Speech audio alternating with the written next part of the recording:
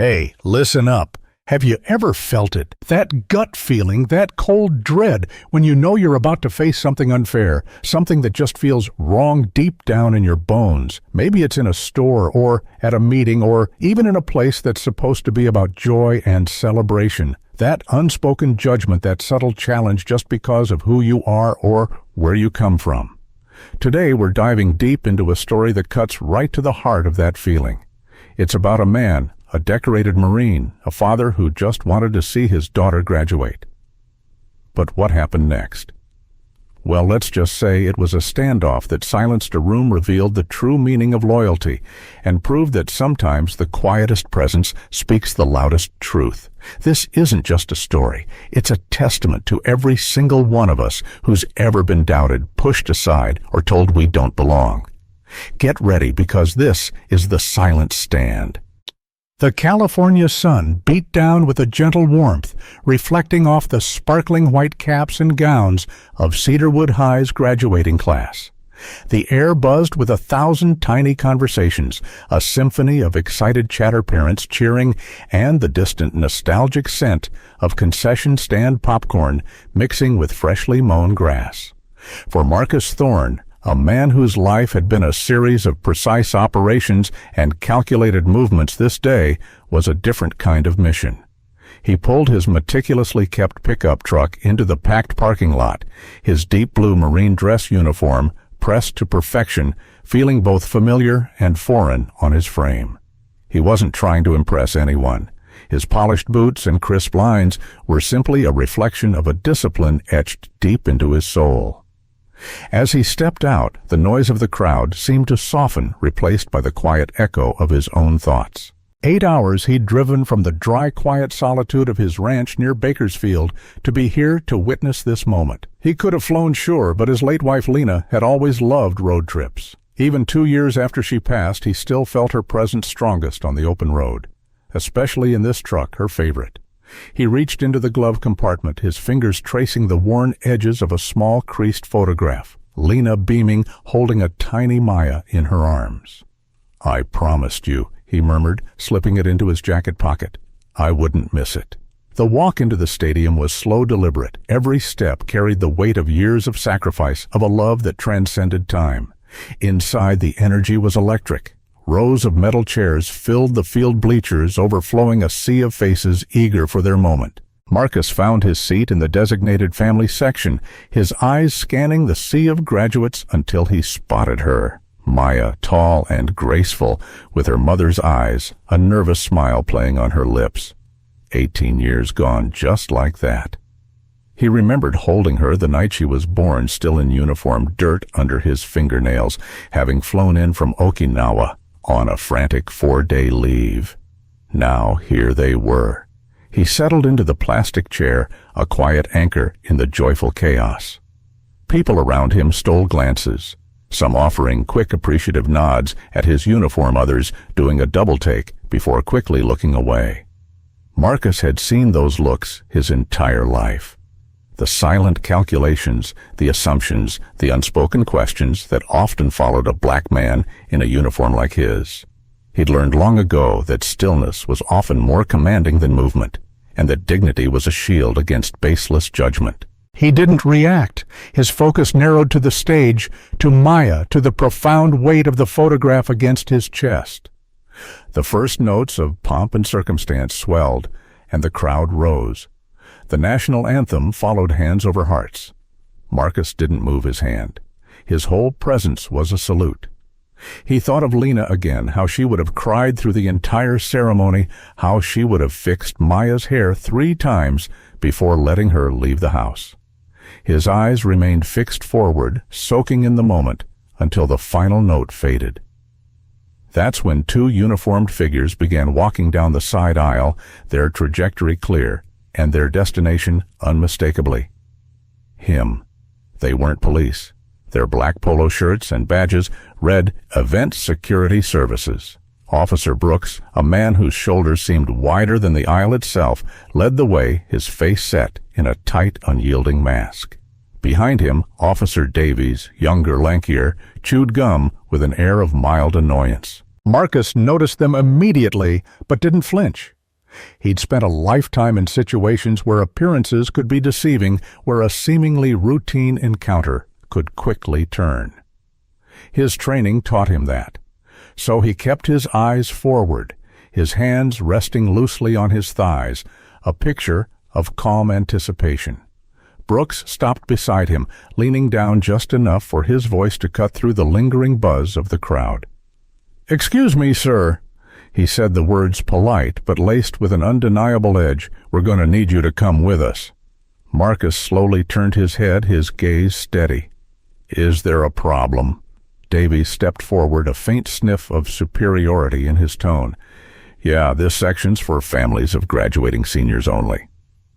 Marcus blinked, then reached into his jacket pocket, pulling out the same printed ticket he'd shown at the door. "This is my seat, third row left side. Family seating confirmed." Brooks didn't even glance at the ticket. "We got told it's full." Marcus didn't move. "It was full when I sat down too. You want to tell me who gave that order?" Davy shifted uncomfortably, clearly not expecting such a calm, clear voice. "Look, it's not a big deal. There are some extra seats in the back. Let's not make this anything it doesn't have to be." Marcus's eyes narrowed slightly, not with anger, but with quiet calculation. "I drove 8 hours to watch my daughter walk across that stage. I'll be sitting right here." A few heads had started turning. A woman 2 rows over nudged her husband, nodding toward them. Someone in the bleachers tilted their phone slightly, maybe recording. Brooks straightened up, looking around. "Sir, I'm going to ask one more time." "You can ask all day." Marcus said, his voice lower, now firmer. "I'm not moving." Davies sucked his teeth. "Maybe you'd be more comfortable in the back, that's all we're saying." And there it was. Marcus looked at him fully now. That phrase wasn't about logistics. It wasn't about policy. It was about something older, something quieter, something that had followed him all his life. In boardrooms, waiting rooms, front porches, and even the base cafeteria. Just behind a smile, just under a whisper. He didn't respond. The air shifted around them the way it does when people start sensing a line has been crossed. Officer Brooks noticed it too. He adjusted the radio on his hip and muttered something into the mic. Never breaking eye contact with Marcus, who stayed seated staring forward like the conversation had ended. Because for him, it had. A woman seated beside him, older and pale-skinned, leaned slightly toward him and whispered, "Don't you let them move you." He nodded once, acknowledging her, but saying nothing. He didn't want to make a scene. He wanted to watch his daughter graduate like any other father, but the guards weren't finished. The tall one lowered his voice again. "Look, you got a problem, take it up with the school office." "We got our orders." Marcus turned his head toward him once more. "You have a name, son." The guard blinked. "It's Officer Davies." "Not officer," Marcus replied. "You're private security." The other one stepped in. "All right, that's enough. If you don't stand up." He didn't finish the sentence because that's when the gym door at the far end clicked open and 6 men walked in. No uniforms, no badges, just firm postures, squared shoulders, and faces that said they'd been through worse things than awkward stares and misjudged instructions. They didn't walk in together. They filtered in one by one, taking different spots like they weren't there together. But anyone watching closely could tell they moved. The same watched the room. The same sat the same, still steady and alert. Marcus didn't look back. He didn't have to. He knew exactly who they were, but the guards didn't. At least not yet. And they were about to find out just what it meant to underestimate a man whose quiet strength was forged in fire and whose loyalty ran deeper than any policy. The storm was just beginning to brew. The air in the Cedarwood High Gymnasium, already thick with anticipation for the graduation ceremony, now crackled with a different kind of energy. It was a subtle shift, almost imperceptible to the casual observer, but for Marcus it was as clear as the warning bells on a distant battlefield. Officer Brooks, his patience clearly frayed, leaned in again, his voice dropping to a low, grating murmur. "Look, I'm trying to do you a favor here, all right? This doesn't need to get ugly. Marcus's eyes flicked to him, unwavering. "You don't have that kind of favor to offer." A beat of silence hung in the air, a silent challenge. Brooks drew back slightly, his expression tightening clearly, unused to such calm defiance. But Officer Davies, less subtle and seemingly fueled by a need to assert control, hovered his hand near his radio. It was a gesture Marcus knew well, a subconscious move of a man feeling threatened, a subtle reach for backup or escalation. Just then, a few rows behind Marcus, a figure stood up slowly. No one noticed him at first. He made no sound, no sudden movement. He was clean-shaven with a broad frame and eyes that seemed to miss nothing. He simply crossed his arms, his gaze fixed on the unfolding scene, then took a seat near the aisle, his eyes never leaving Marcus. A moment later, on the opposite side of the gym, another figure rose. Same posture, same calm intensity. Then a third from the back bleachers. They didn't speak. They didn't need to. Marcus knew them all. He didn't turn to look. His instincts didn't require confirmation. These were the men he had led through mud gunfire and silence darker than most people could imagine. Davies, oblivious to the silent ballet unfolding around them, leaned down again, a new, more aggressive tone in his voice. "Listen, man, you're making this into a situation." Marcus slowly, deliberately turned his head to face him. "And you're not listening." Davies' hand twitched toward the radio again, a warning sign. But before he could utter another word, a voice cut through the tension from a few feet away, clear, calm, and controlled. It was the kind of voice that doesn't rise to get attention, but drops just enough to make everyone else stop talking. "Is there a reason this man's being bothered?" It came from the man in the center aisle, tall, with a salt and pepper beard, a fitted black coat over a gray shirt. His name was Colonel Ethan Creed Marston. He was the one Marcus had pulled from the wreckage in Kandahar, dragging him across 200 yards of sand while bullets rained down like gravel. Davies looked up, caught off guard. "Who the hell are you?" Creed didn't answer. He took one step forward. "I asked you a question." Brooks, regaining some composure, raised a hand. "Sir, we've got this under control." "No." Creed said, his voice sharper now. "You don't." Another man stood up from the far bleachers, then another. 4 of them now strategically placed their gazes like steel. Marcus remained seated, still quiet. The entire left side of the gym was now watching openly. A young boy pointed. A teacher tried to wave attention back to the stage, but nobody was looking at the diplomas anymore. Creed took one more step forward. "You're embarrassing yourselves, and you're one breath away from making this worse." Davies glanced at Brooks, who looked less confident by the second. It was clear now they hadn't expected backup, especially not backup like this. "I don't care what your orders were," Creed said, his voice dropping to a low, dangerous growl. "You don't put your hands on that man. You don't tell him to move. You don't ask again."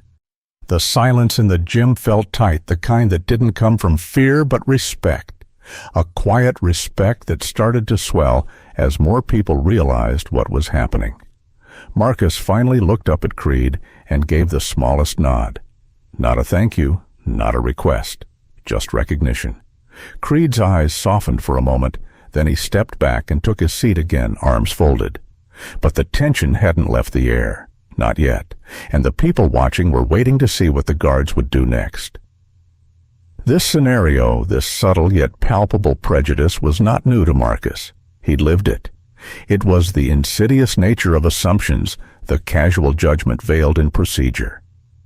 Officer Brooks's line, "Maybe you'd be more comfortable in the back," wasn't just about seating capacity.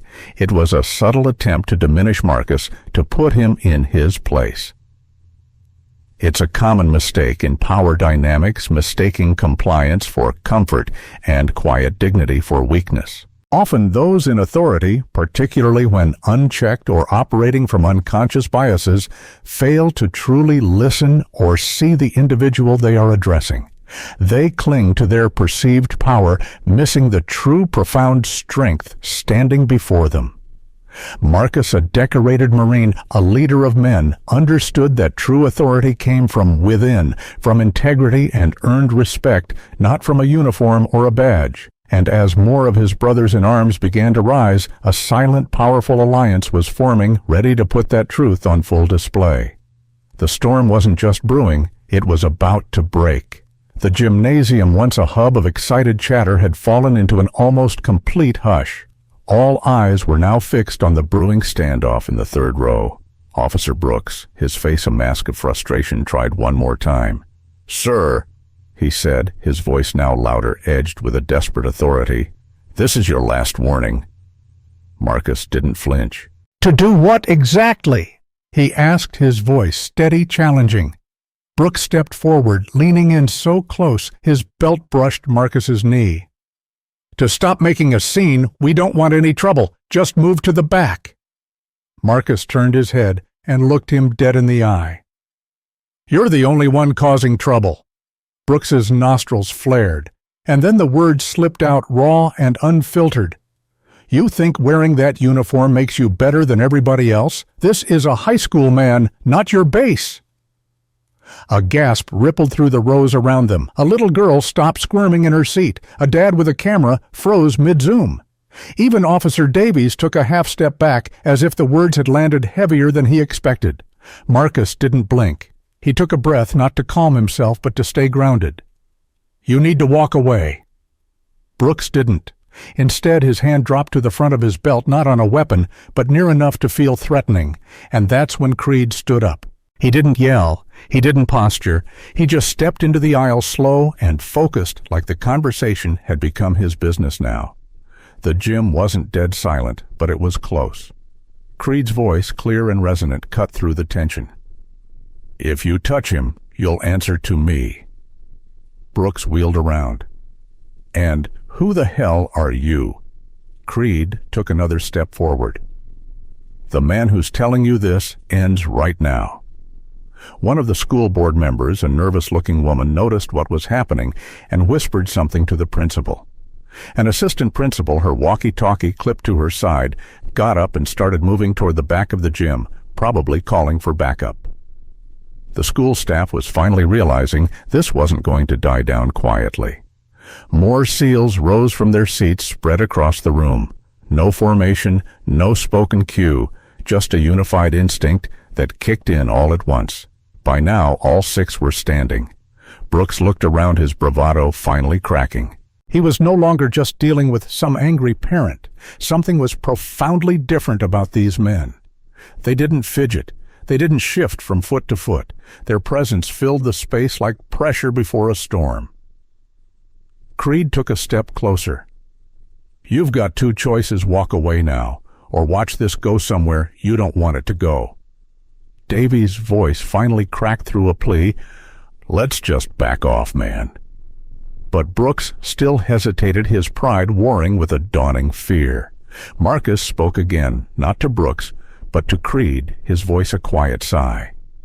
"Don't waste your breath. He already made his decision." Creed didn't smile.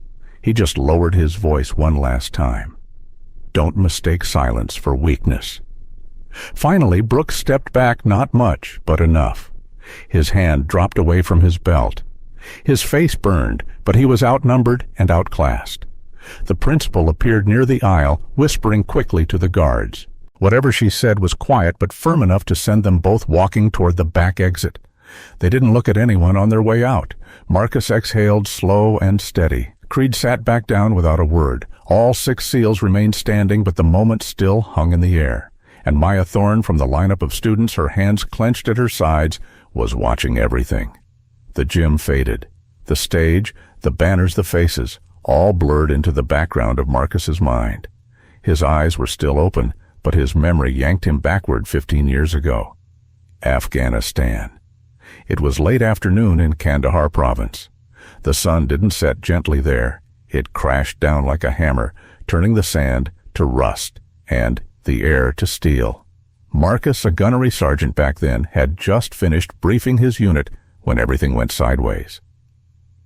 A roadside IED blew under their convoy, flipping the lead Humvee like a toy. Dirt and metal rained down, before anyone could scream. Then came the gunfire, not scattered, but coordinated.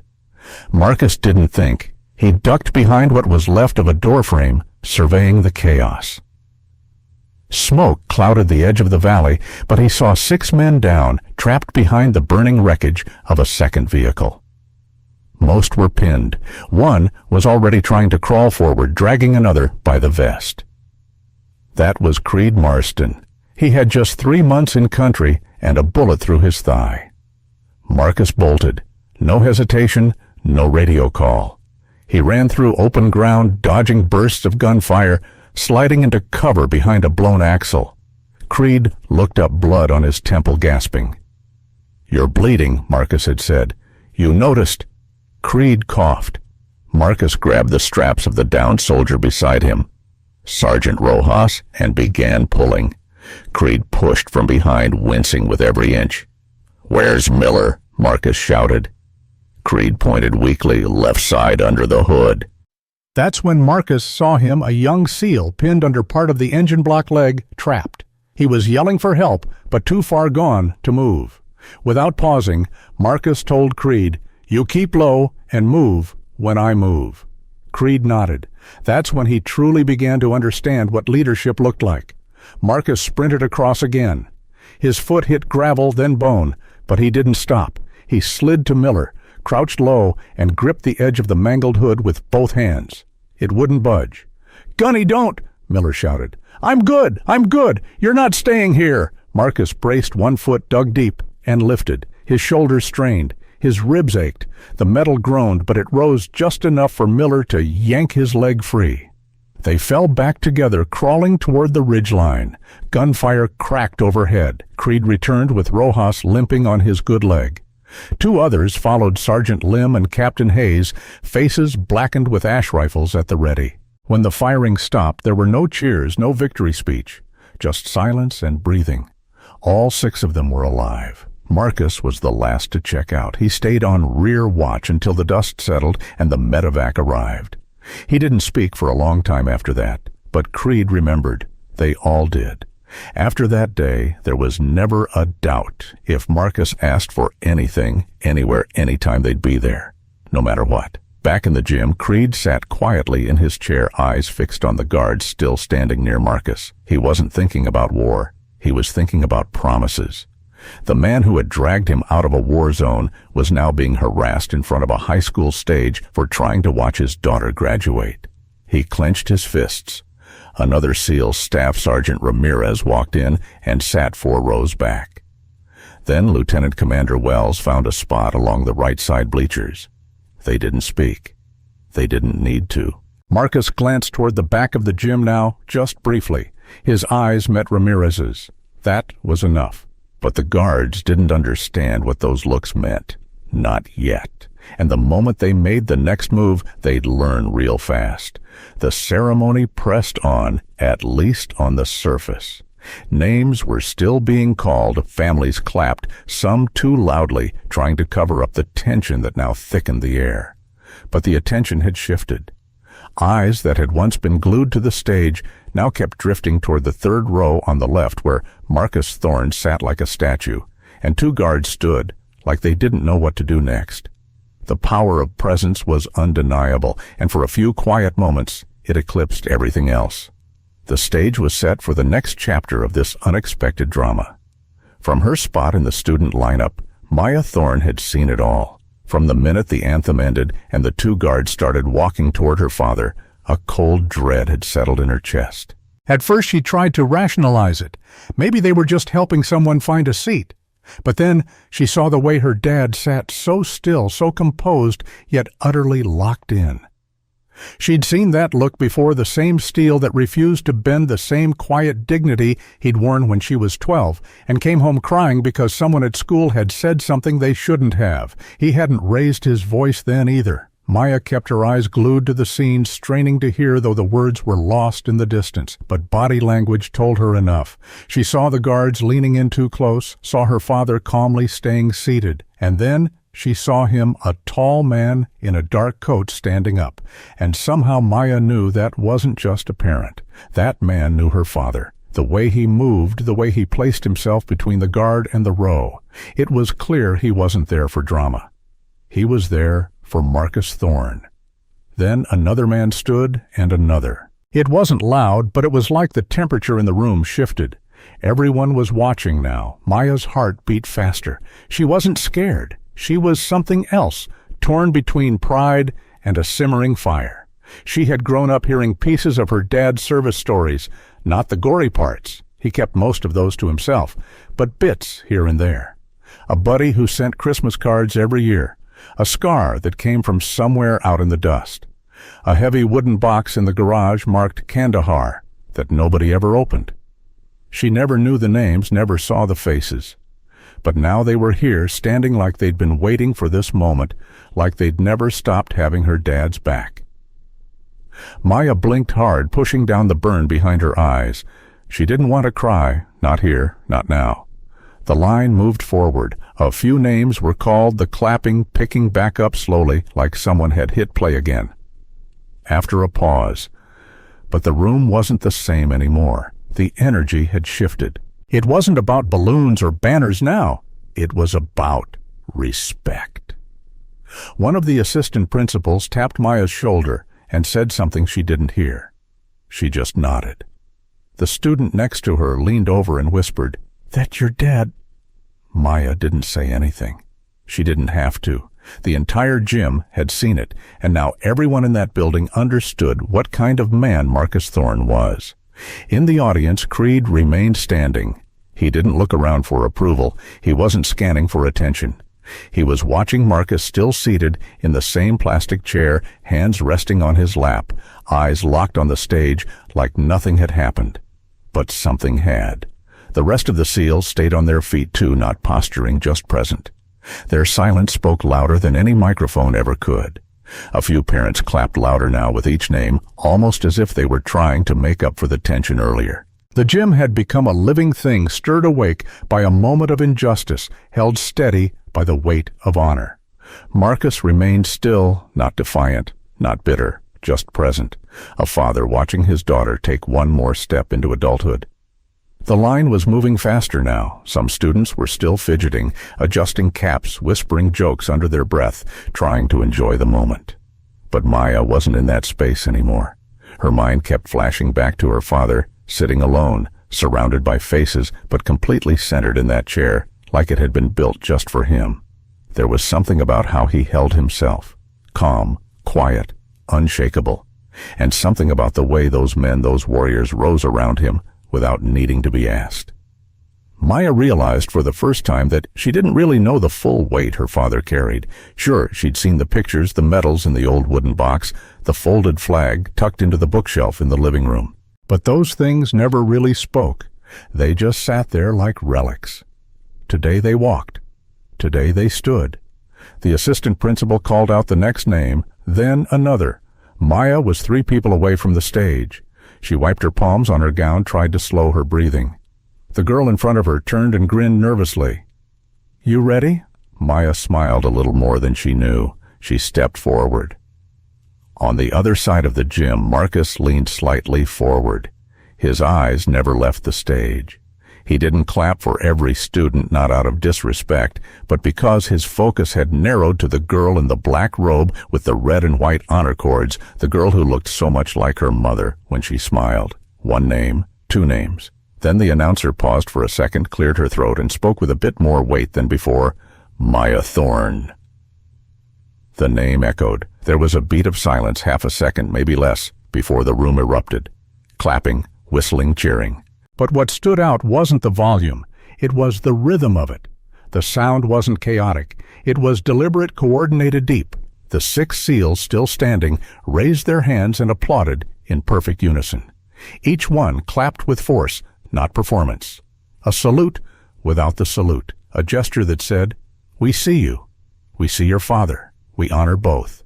Maya walked across the stage slowly, chin high, steps steady. Her heart pounded, but it wasn't nerves. It was pride. And not just pride in herself. It was the pride of knowing exactly who her father was and what it meant to carry that last name.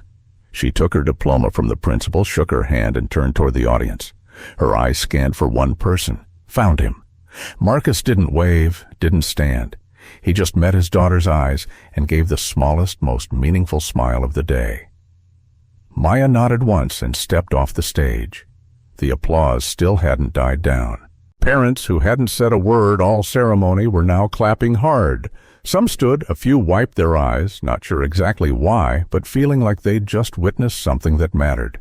Marcus sat back in his chair and let the moment wash over him. He wasn't the kind of man to cry in public, but inside something loosened. Not grief, not pain, just release. The kind that only comes when the circle feels complete, even if it never really is. The other names continued, but something had shifted. From that moment on, every student who walked the stage walked in the echo of what had just happened. Not because it was dramatic, not because it was viral, but because it was real. The story, however, didn't end with applause. For Maya, this incident hadn't just been a dramatic interruption. It was a profound lesson in silent strength and unwavering loyalty, a glimpse into the true legacy her father carried. It was a lesson she would carry into the next phase of her life, a powerful echo of honor. The final name was called, and 20 minutes later the Cedarwood High Stadium erupted.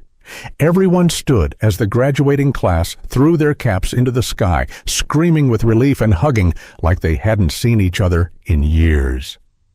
Phones went up, cameras clicked, and balloons bobbed above the crowd as the students began filing out through the gym's double doors toward the back lot. Marcus didn't move right away. He sat quietly as the noise swelled around him, soaking it all in the music, the laughter, the flash of silver, and red gowns sweeping by. His eyes followed Maya as she disappeared into the hallway with her classmates. A teacher gave her a high five, another pulled her in for a side hug. But even with all the chaos, Maya turned once, just once, and looked back. Marcus caught it a brief glance, but it held everything. "Did you see me?" And Marcus's expression gave the answer. Every second. The crowd began to thin. People shuffled out with flowers and balloons, congratulating each other in loud bursts. Marcus stood slowly stretching his legs, feeling the weight of sitting in one position for too long. Creed walked over as the gym emptied. He didn't say anything at first, just looked at Marcus, then toward the exit. "You okay?" Creed finally asked. Marcus nodded. "I've been through worse." Creed smiled slightly. "Yeah, but it still shouldn't have happened." "No," Marcus said. "It shouldn't have." Another SEAL Staff Sergeant Ramirez joined them. "We tried to stay low-key, but once that guy put his hand near his belt..." Marcus raised a hand gently. "You all did what needed to be done. That was enough." The three men stood there for a few seconds longer, letting the noise drain from the room. Then Marcus said, "I want to see my girl." Outside, the sun was fierce against the concrete, casting long shadows from the bleachers onto the back lot. Students were scattered in small clusters, posing for photos, throwing their caps again, calling out to relatives. Maya stood near the flagpole, her gown half unzipped, the diploma folder in one hand and her phone in the other. When she saw her father approach, she stopped mid-conversation. The crowd around her faded into the background. They met halfway. Maya was the first to speak. "You okay?" Marcus nodded. "You," Maya said, then looked down for a second.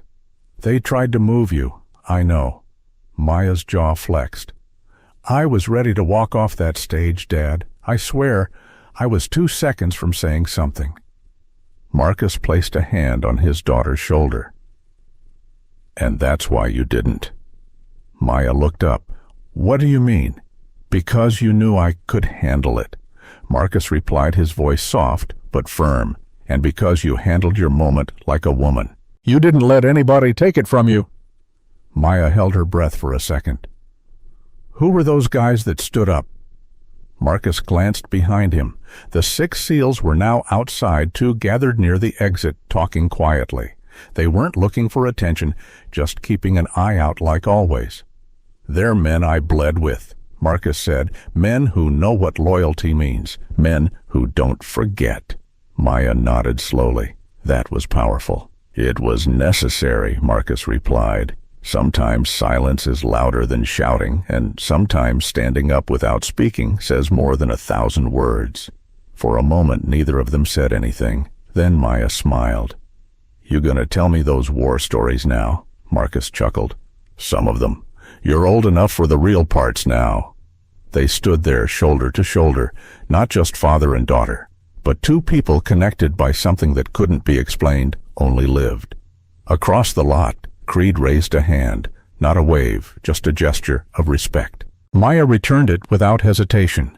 The sun kept climbing, but for the Thorne family, time moved differently now. Most of the crowd had cleared by the time Marcus and Maya walked back to the parking lot. A few families still lingered, laughing around folding chairs or loading up trunks with flower arrangements and graduation gifts. But the buzz had quieted, and the sun had softened into early evening light.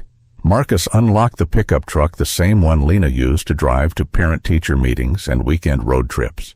Maya paused at the passenger door, running her fingers along a scratch near the handle.